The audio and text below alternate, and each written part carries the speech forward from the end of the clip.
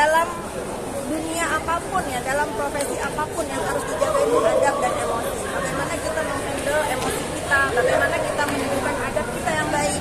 Nah, ini kejadian ini jangan dicontoh. Itu yang Tapi tadi menyayangkan ya, yang tidak bisa menahan diri. ya pasti semua juga menayangkan. Tapi nggak apa-apa kan, laki-laki sukanya gitu ya, berantem. Terima kasih. Tapi tadi siapa Kak yang memulai tadi? Saya kurang paham karena tadi saya lagi cari Bang Dio sama Bang Fahmi karena udah lama nggak ketemu Bang Fahmi. Saya mau salaman sama Bang Fahmi dan menyemangati, dan pesan saya ke Bang Fahmi jaga kesehatan. Berantem, kita sana dulu tuh. Lagi berantem. Yang mana? Pertanyaannya apa nih? Mungkin terkait debat tadi gimana, mungkin hasilkan? Tadi perdebatannya dalam acara tadi kondusif, ya. Tapi setelah acara selesai ini ada sedikit keributan. Makanya saya diselamatkan oleh Bu Fitri, Mbak Fitri. Jadi kita diselamatkan lah ini kan. Jadi posisinya di dalam mungkin masih ribut tapi udah diselamatkan. Tapi nggak ada persoalan sih. Pertanyaan tadi apa? Karena apa mungkin tadi ribut? Pasti ada sesuatu. Biasa, namanya pengacara sama pengacara kan kadang-kadang kan emosinya nggak ini kan nggak stabil. Jadi ada ribut lah. Tapi tanya aja ributnya apa? Nggak tahu sudah keluar ini. Bang, soal ke KPK ini kan banyak sorotan yang mungkin dari termasuk Bang Hotman juga mengatakan apa buktinya dan memang bisa dilaporkan pencemaran nama baik, kata Bang Hotman seperti itu, dan mungkin jaksa merekam juga di persidangan itu katanya sudah selesai, itu sah-sah aja mungkin Bang. Seperti apa mungkin dari KPK sama Bang Hotman? Memang boleh-boleh aja merekam ya, di persidangan itu boleh aja merekam. Siapapun boleh merekam dalam proses kecuali ditentukan baik oleh ketua majelis hakim. Kalau ketua majelis hakim menentukan tidak boleh ada rekaman karena sidang tertutup, ya itu nggak boleh. Tapi kalau dibiarkan nggak ada persoalan. Jadi tergantung ketua majelis yang menentukan jalannya sidang kan. Yang pertama, kalau yang mengenai laporan ke KPK itu bukti rekamannya, ya kita nggak tahu isinya apa. Jadi bukti rekamannya itu kan belum tentu juga mengenai penyuapan. Bisa jadi cuma bukti biasa atau ininya juga kita nggak bisa lihat lah ya. Yang jelas siapa yang merekam kita tidak tahu, isinya apa kita tidak tahu, kemudian apakah ini termasuk rekaman penyuapan apa tidak tahu, terus yang ngobrol siapa juga kita tidak tahu kan. Kemudian dikasih ke KPK itu dan nggak tahu isinya apa. Jadi ya ini masih dilakukan oleh KPK, pasti didalamin. Kalau terpenuhi unsur ditingkatkan dari penyidikan, kalau nggak terpenuhi juga pasti Bang, dengan bukti yang belum begitu jelas itu bisa jadi bumerang sendiri nggak sih Bang buat bisa jadi bumerang, bisa tidak. Kalau terbukti memang ada faktualnya, ada penyuapan dari rekaman itu bisa berjalan dengan. Tapi kalau tidak, ini si yang dilaporkan bisa marah kan, bisa kemudian melaporkan balik. Dalam hal ini siapa? Jaksa dan hakim kan dibilang begitu.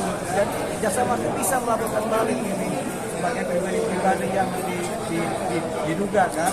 Jadi ada potensi laporan balik kalau memang laporan yang diajukan ternyata tidak akurat. Pak Fitri mungkin sedikit ada komentar. Kalau saya yakin ya, kalau Bang Dio kan masih ragu. Kalau saya yakin itu hoax yang diberikan oleh terdakwa itu bukan berita yang harus dipertimbangkan. Karena saya meyakini sejuta persen bahwa itu tidak terjadi praktek-praktek seperti yang dituduhkan oleh terdakwa. Karena sudah sangat mengenal terdakwa, bagaimana Pak Fitri sampai yakin? Apa karena sudah sangat mengenal terdakwa, apa gimana bisa sampai yakin? Dulu saya mengenal, sekarang saya tidak mengenal ya. Saya tidak tahu jadi kenapa dia jadi seperti sekarang. Nah, ini kan ada yang mengatakan kalau lebih baik dari Bang Hotman sendiri mengatakan kalau fokus permasalahan dibandingkan adanya keributan yang mungkin itu betul. Sebetulnya kalau pendapat saya ya, yang tidak mengerti hukum nih, yang dia punya itu sekarang adalah yang dia punya itu cuma harus kelakuan baik, bersikap sopan dan mengikuti perjalanan sidang ini dengan baik. Termasuk pendukungnya ya. Kalau pendukungnya itu memang mendukung idolanya, harusnya dikurangin kericuhan baik di dalam ruangan persidangan atau di dunia maya. Bisa jadi nggak sih Pak Fitri itu upaya dari terdakwa untuk mengaburkan hukumnya yang utama gitu? Semua bisa terjadi. Jadi begini, bisa jadi ini sebagai umpan untuk mengabulkan perkara, bisa jadi tidak benar. Namanya kita berada dalam keraguan-keraguan kan.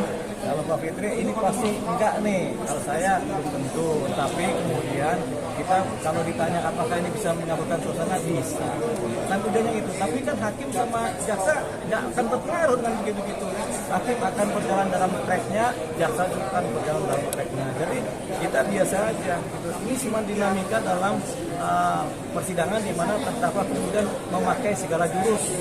Segala jurus itu segala jurus yang memungkinkan untuk mendapatkan penyelamatan dari posisi terdakwa ini yang disidang ini kan. Tapi tidak apa-apa itu juga memang haknya terdakwa, boleh-boleh aja. Cuman yang harus hati-hati kalau memang ternyata laporan itu tidak berdasar. Itu tadi karena ada potensi menjadi dilaporkan balik. Jadi bertambah-tambah persoalannya. Itu akan memperberat gak sih Bang Niki sendiri untuk secara memperberat itu adalah perilaku di sidang.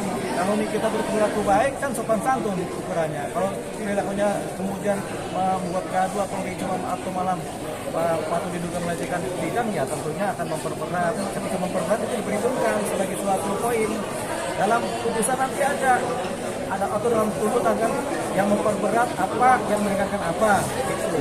Nah, yang memperberat misalnya tidak sopan selama persidangan, nah, itu akhirnya hukumannya diperberat ya. Jadi potensinya seperti itu. Tapi itu mungkin soal mau melaporkan Bang sendiri untuk Niki ke KPK lapor balik, itu benar gak sih adanya kabar itu? Saya kurang tahu ya, karena ini kan baru kejadian ya dilaporkan.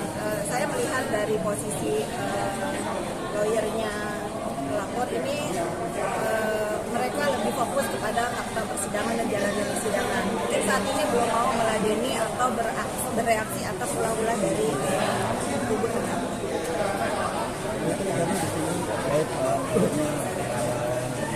Ya, saya koreksi ya. Mungkin teman-teman tahu semua bahwa saya ini memang orang timur. Jadi kalau misalnya saya berada di dalam keramaian yang mungkin menurut saudara-saudara saya perlu ditemani, mereka adalah saudara-saudara saya.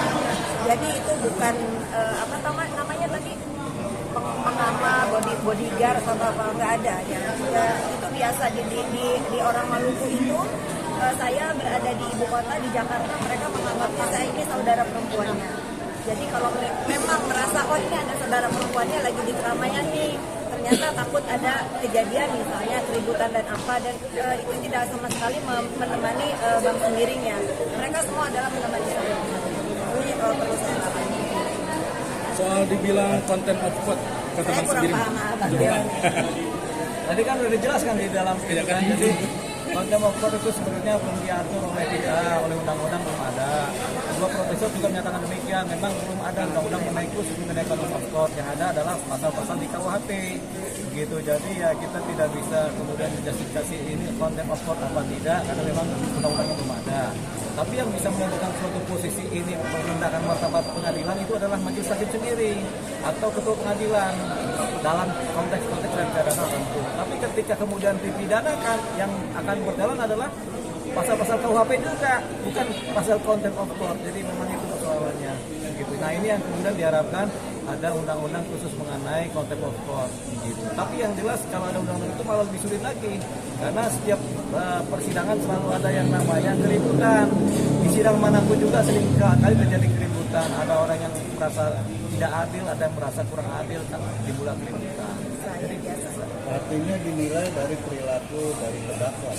ya, nggak semua terdakwa. Contempt of court itu bisa jadi pengacaranya juga melakukan tindakan pelecehan terhadap sidang, bisa jadi gitu. Kalau konteksnya contempt of court, tapi kita sebenarnya belum mengenal contempt of court. Yang kita kenal adalah delik-delik biasa di KUHP gitu, di mana ada orang dihina, ada orang dirugikan, ada kegiatan-kegiatan yang merusak, ada berantemnya, itu yang disebut sebagai. Tapi sepatutnya memang kan harus bersikap sopan. Iya, sopan di persidangan tujuannya supaya apa? Supaya nanti dilihat oleh majelis hakim bahwasanya ini memang terdakwa beradab gitu. Pak Fitri, terakhir mungkin ada pesan apa yang ingin disampaikan kepada hakim hari Kamis mendatang? Fokus pada persidangannya, lebih mendengarkan nasihat hakim, selalu kan ditegur sama majelis hakim yang mulia, terdakwa agar disimak, terdakwa agar mendengar, biar dia paham. Fokus. akan hadir lagi nggak sih? Kak? Dan saya tidak akan hadir lagi karena saya di sini sekali lagi saya mengatakan saya tidak ikut dalam proses apa yang menjadi masalah. Saya mendampingi korban dulu ya. Terima kasih Bang. Bang, makasih. Kan tadi kita sebutkan, cuman kadang-kadang namanya laki-laki dari ribut-ribut kata-kata jadi ribut-ribut fisik. Tapi itu kita sesalkan ya antara kelompoknya Sunan Kalijaga dengan kelompoknya Sembiring, ini Sembiring. Itu dari kata-kataan mengenai nama. Tapi kemudian rasanya udah selesai ributnya ya. Emosi sesaat biasa itu ya. Jadi hampir mereka mau hantam, hampir, tapi ternyata tidak. Cuma dorong-dorongan aja. Berarti nggak ada kontak fisik, Bang? Nggak ada kontak fisik tadi, nggak ada. Yang mulai siapa bang?